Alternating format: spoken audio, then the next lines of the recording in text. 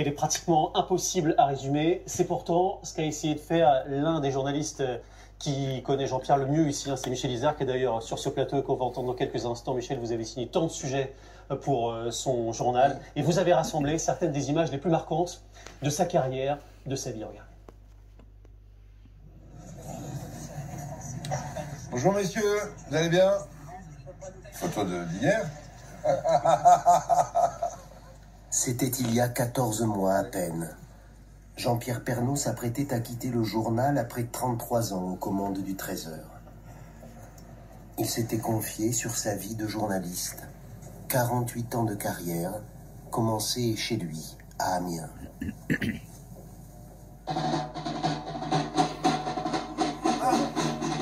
Monsieur le Sidaner, nous sommes dans le jardin que votre père a installé, ici à Gerberoy. C'est ça ou... C'est ça, les charges ont augmenté et les prix n'ont pas à s'augmenter à votre avis. C'est ça. Et cette colonne marque l'extrême limite sud de la région Picardie. Je suis arrivé à Cognac-Gel le 6 janvier 75, le jour de la création de la chaîne. Voilà. Je suis arrivé comme reporter à TF1. Cognac-Gel a une particularité, c'est que la rédaction est au 6e, le studio est au 3e, j'ai eu 4 ans entre les chemins, je le connais, faut un quart d'heure. Le journal est dans 10 minutes, il est hop.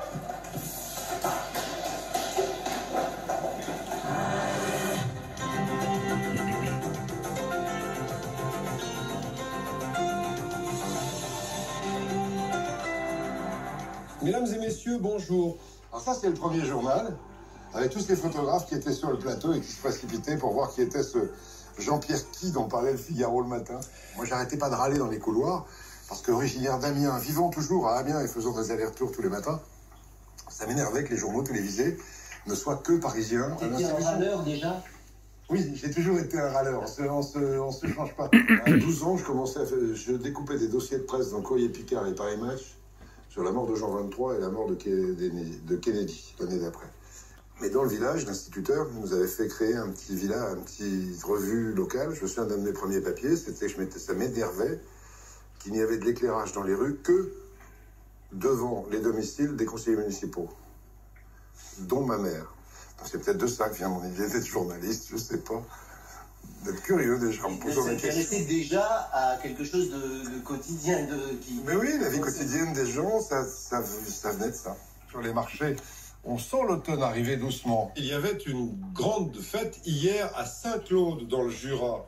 Les cloches sont parties pour Rome, vous le savez, et les enfants agitent le vendredi saint ces crécelles pour les remplacer. Il y a des souvenirs frissons en regardant une image. Une image d'un artisan qui travaille avec son regard.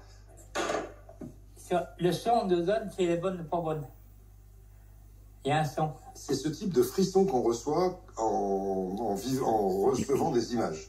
Parce que la télé, c'est la beauté de l'image. On a remis ça en avant dans le journal de 13 heures. La télé, c'est d'abord de l'image. Ensuite, le deuxième type de frisson qu'on peut avoir, c'est quand on vit des événements importants ou qu'on a le sentiment de vivre un truc fou. Le premier journal occidental dans la zone interdite de Tchernobyl, c'était fabuleux. J'en ai encore des frissons. Le 11 septembre, là aussi, ça me donne des frissons. Et nous sommes ici à la limite de la zone qui est strictement interdite à tout le monde, derrière ces rues. Moi, je vis le journal comme si j'étais chez moi et que je regardais un journal télévisé. Donc, j'essaie de partager de l'émotion. Pas parce que je veux partager l'émotion, c'est parce que je la découvre. Je découvre des reportages et je ressens des choses. Et quand je ressens des choses, forcément, ils se ressentent à l'antenne. Le journal, c'est un peu mon bébé. Et tu dis ton bébé? Oui, un peu, oui. C'est un peu parce que le Trésor correspond à mon état d'esprit. Ou est-ce que mon état d'esprit est devenu celui du Trésor? Ou est-ce que le Trésor, c'est ça qui a inspiré? Je ne sais pas du tout. Est-ce que le Trésor est inspiré par mon état d'esprit? Ou est-ce que c'est le fait d'être au Trésor que mon état d'esprit a changé? Je ne sais pas. Je pense que je suis resté toujours le même et que je me suis toujours intéressé un peu aux mêmes choses, à la vraie vie. Les deux se sont un peu nourris. Les deux se sont nourris justement parce que j'ai une vie normale. Donc comme je vis un peu comme tout le monde, j'essaie de raconter ce que je ressens aussi dans le journal. Tu vas bien? Salut. C'est vrai, quand on arrive à Sanary-sur-Mer et qu'il y a des 10 000, 20 000 personnes qui sont en train de m'acclamer, de m'applaudir, qui me demandent de toucher leur bébé, de faire une bise à la grand-mère, c'est là qu'on se dit, il y a un truc. Mais il y a une popularité, il y a 5 ou 6 millions de gens qui regardent tous les jours.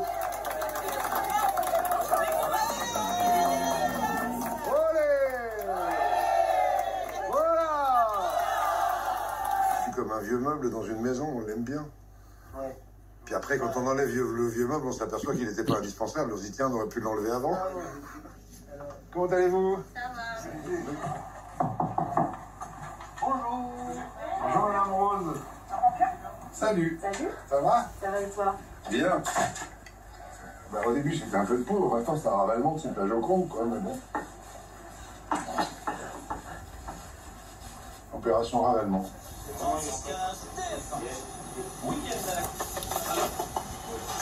5 minutes. C'est un moment de calme un peu. Ah ouais. Il y a le journal qui repasse dans la tête, mais c'est un moment de tranquillité.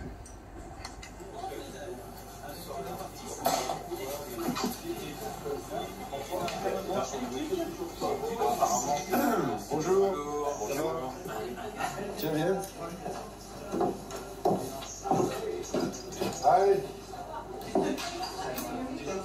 Il y a toujours de l'intensité quand on arrive sur un plateau ou pendant le journal, parce qu'il peut se passer n'importe quoi. C'est ça le grand bonheur de ce journal. J'en ai fait 7000 de journaux à 13h, 8500 depuis le début de ma carrière. À chaque fois que tu arrives sur un plateau, le travail est terminé, le travail de préparation, etc. Et le seul intérêt de l'antenne, c'est les mystères. Il peut y avoir quelque chose à tout moment, une information qui te tombe dessus, un sujet qui n'est pas prêt, quelque chose à modifier, donc on doit toujours être concentré. Et quand je ne suis pas concentré, je bafouille.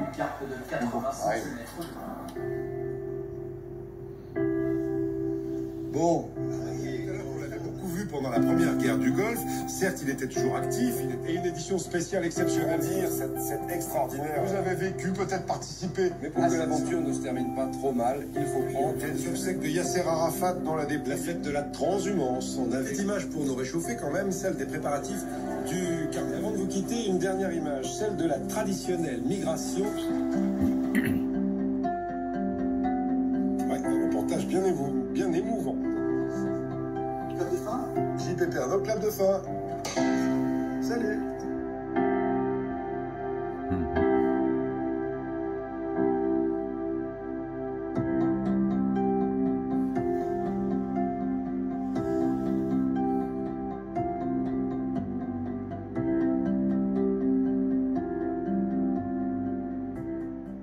Voilà, l'émotion est évidemment très très forte dans ce plateau, notamment celle de Michel Izard qui vient de revoir ces images, qui les a tournées jusqu'au bout. Il y avait toujours la même lumière, la même énergie, la même curiosité chez Jean-Pierre. Ah oui, une grande curiosité. Puis on voit, c'est un personnage, une personne à multiples facettes. On le voit souriant, vous pouvez le voir en colère, on pouvait le voir aussi toujours et jusqu'au bout, parce que nous avions tourné cette interview juste avant son dernier journal, et de voir combien jusqu'au bout, jusqu'au dernier journal, il était investi à fond, c'était assez impressionnant. Gilles Pélisson est avec nous ce soir, le PDG de TF1. Vous avez ressenti quoi, Gilles, en apprenant la nouvelle?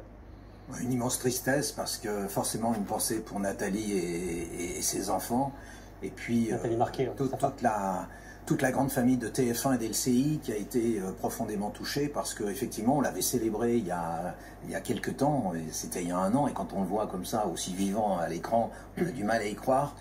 Il avait marqué la maison de son talent, comme on l'a dit, d'un parcours exceptionnel, donnant la foi, je crois, à beaucoup de journalistes, envie de faire ce métier, d'oser des choses, d'innover. Il avait été on l'a vu dans le reportage, proche des Français. Il aimait les Français, il aimait parler de nos régions, il aimait parler de notre gastronomie, de nos villages. Voilà, il avait ouvert tous ces champs et ces possibles. Il avait participé à beaucoup d'opérations spéciales. Moi, je me souviens de lui quand sur Johnny, où on l'a appelé comme ça le matin, en lui disant il faut que tu témoignes, il faut que tu participes, et tout ça. Donc c'est vrai que, voilà, et il avait surtout basculé dans la vie d'après, c'est-à-dire qu'il travaillait maintenant à LCI, on avait lancé un magazine papier avec lui, donc il avait plein de projets, et il avait envie de continuer à dévorer la vie. Proche des Français, c'est là-dessus qu'on va s'arrêter pour commencer cette édition spéciale. C'est vrai, Evelyne Delia, on l'a vu ici sur les images, il faisait pas semblant, Jean-Pierre Pernaut, il était vraiment comme ça. Ah, il était comme ça, moi je l'ai évidemment professionnellement connu, mais je l'ai connu dans la vie aussi, et c'était le même, c'était exactement le même, proche des gens, proche de la vie, et vivant comme tout le monde, c'est-à-dire souvent quand je venais pour lui donner la météo, on parlait de jardinage, on parlait même de courses, de commissions, de la vie, et Jean-Pierre, c'était la vie, et c'est ça qui transpirait à travers